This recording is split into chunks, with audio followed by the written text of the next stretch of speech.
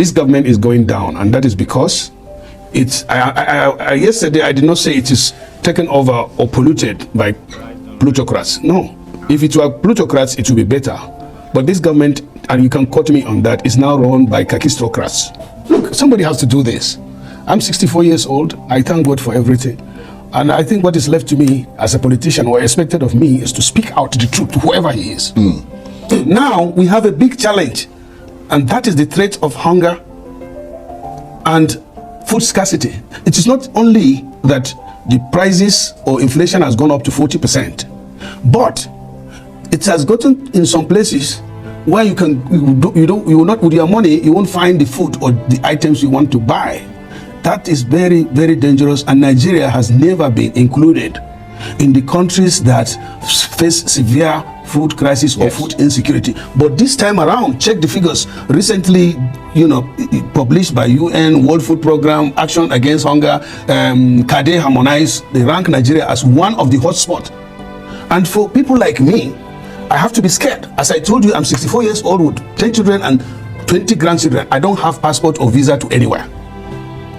You have more than one passport, I know. But what do you mean I have more than one? I know you stay in London. We're not talking about me, we're talking about you. You stay in Nigeria, you stay in London, and you can go to London tomorrow morning. I cannot do that because I don't have visa to anywhere. TV, I speak straight. If there's anybody that will, say what I'm saying is not true, can come up tomorrow and talk to Charles.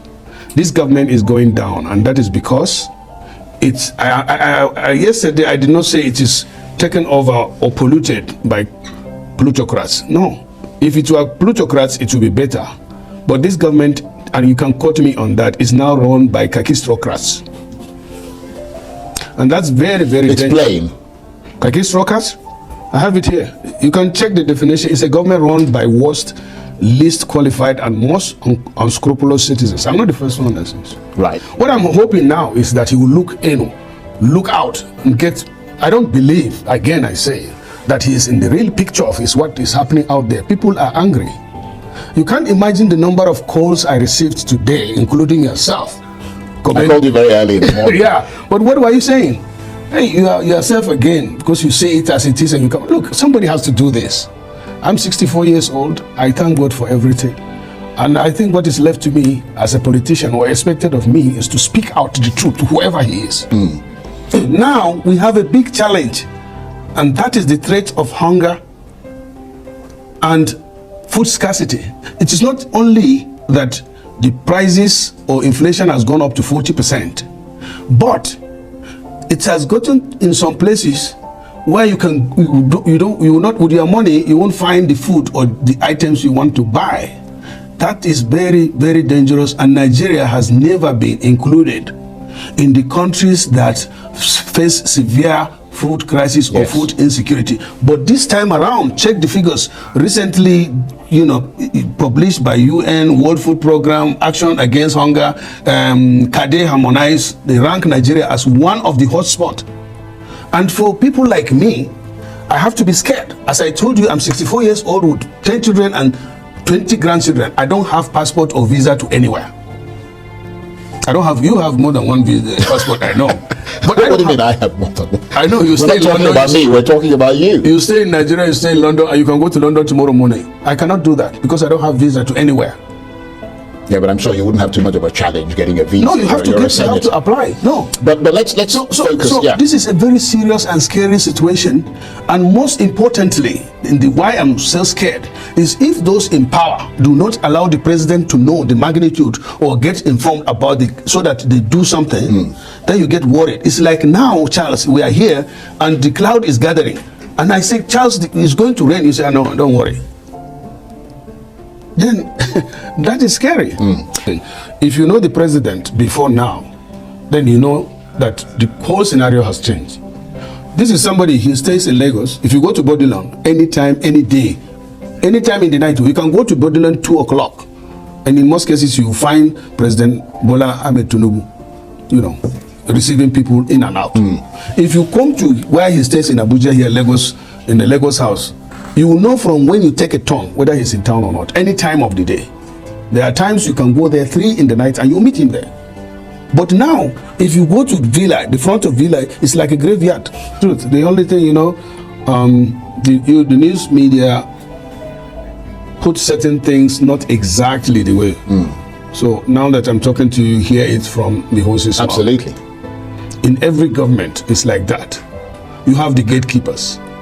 Those who want the president to know everything and to have other opinions would even encourage those that matter in the government to come over, because during Buhari's administration, which I thought was not that good, but if you compare this now to Buhari's regime, you will give Buhari a thumbs up, because some would say that would be rather difficult to do. Because at least he opens up, people come to see him. I'm quoting, you quote me, and if it's not true, I don't speak just like that. Right. There are some ministers don't have access to Mr. President. The only access they have to Mr. President is when they are maybe invited, and some may not be invited, or when they go for council meeting. And when they go for council, by the time the president goes in, all of them are seated. And the president is the first person to leave. You can't say, I want to, that is it. There is a procedure. And then the SGF, who is supposed to be the clearinghouse, I don't know about, I've not seen him most lately. But I'm telling you, Charles, I won't come to the TV or even in private lie. So have you had a challenge in seeing the president yourself personally? Well, let me tell you one thing. The president severally, if we meet in the public, he will say, Ndume, why are you not coming? Why am I? And I said, no, Mr. President, when you look for me, I'll be there. Did you say to him, well, he's not allowing me to come in? I said it once to one of his staff, that they are the people that are keeping us out of this place. And so I will not struggle to come and see Mr. President. But I have an obligation to speak for the people, or speak for my people, or speak as a senator. You can imagine I am the chief whip. If a chief whip cannot have access to Mr. President, the new senators, of course. Yeah, that's a problem. Yeah, let me tell you. And let me tell you in difference to it. Obasanjo started, during his government, in 24 hours, if any senator wants to see him, nobody will ask him, what do you want to see the president for? He makes sure that within 24 hours, any senator has access to him. Ministers go in and out. Obasanjo, as old as he was, older than our president, he will be saying, that is politics. You talk to the people, hear from the people. But now, to me, it seems, besides shielding Mr. President, they always give him assurance that everything is out there, is all right out there. And that is not the case. But if nothing is being done, then there can be crisis. And your sense is that nothing is being done at tangibly. The moment. Right. And the other thing is, as I said, I will still say what the president is caged in there. Let me use that word again. And there are no people speaking out or doing anything for the Nigerians to see visibly and make, appreciate the effort of the government. For example, now we are faced with climate change palaver.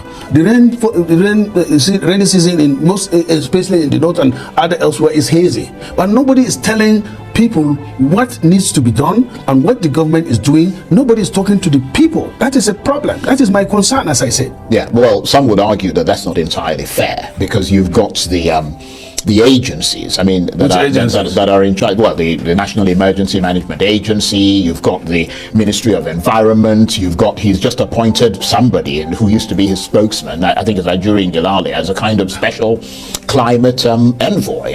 So they're not unaware of what is going on, and I'm not their spokesman. I'm just saying that they're not unaware of what is going on. And every time that there's a lot of talk and alerts are put out about the potential for flooding and so on and so forth, so they do try to draw the attention of people to things. But what I wanted to ask you is that, looking at the things that you've pointed out and the way things are going at the moment with the economy and with the fiscal situation in this country, the people, as you said clearly, feeling the pinch of it as inflation goes through the roof, do you believe we're going to see real growth in this country anytime soon? Yeah, it's possible, because Nigeria is so blessed with natural and human resources. But no matter how blessed you are and how much... You have to harness those resources. That is the problem. Yeah. And that's why we are calling on the president to harness those resources. Absolutely. And if for you to do that, you must have people out there that know Nigeria in the first place. So he needs to engage more. He needs to get the right people into the office, and he needs to be a Democrat. Notice, this is not allegation. I said this government is dominated by khaki strokers and kleptocrats. Yeah. He needs to dominate his government. But that's always been the story of Nigerian governments, hasn't it? He needs to dominate his government with Democrats. Right. Confirm. This is Senator Ndume, one of the senior member in Senate House. He's the one speaking like this. To me, Ndume is not even in a position to speak like this against Tinubu. Right? He shouldn't be speaking like this. But for him to come out and speak like this, water don't pass Gary. One speaking like this. He said this government is being run by kakistocrats and crestocrats. You know the meaning. See, you know the problem here.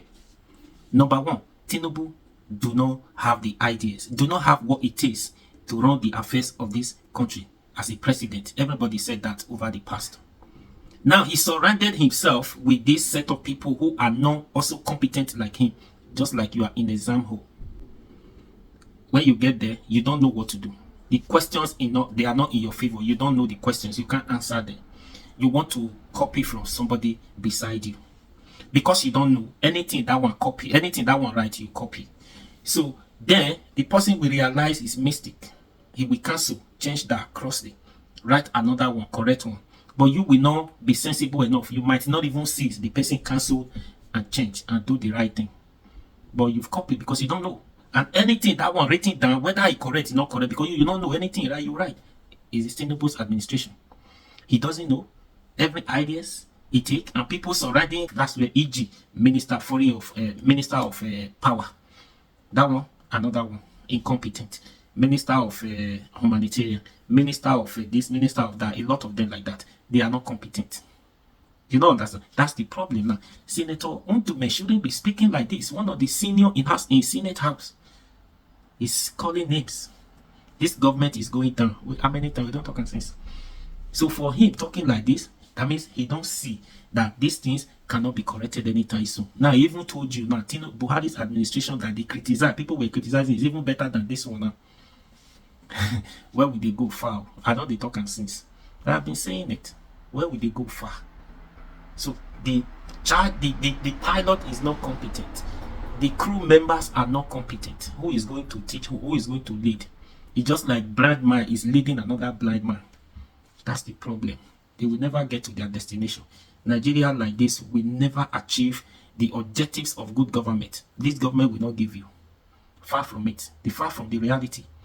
That's why you see all these problems here and there. Policy, try and error policy according to article. So many things have gone wrong. How many things have you seen? How many of those problems you see successfully Tinubu solved since he came to power?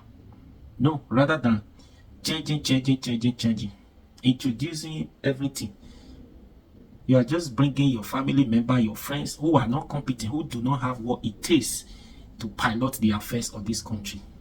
You just decided to suffer everybody.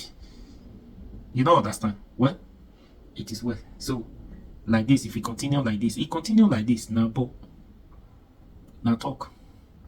Please share this video and please do me a favor. Like, share, comment, and subscribe to this my YouTube channel. See now, Justin Webus, double S. Run out for me, I'll be your guy.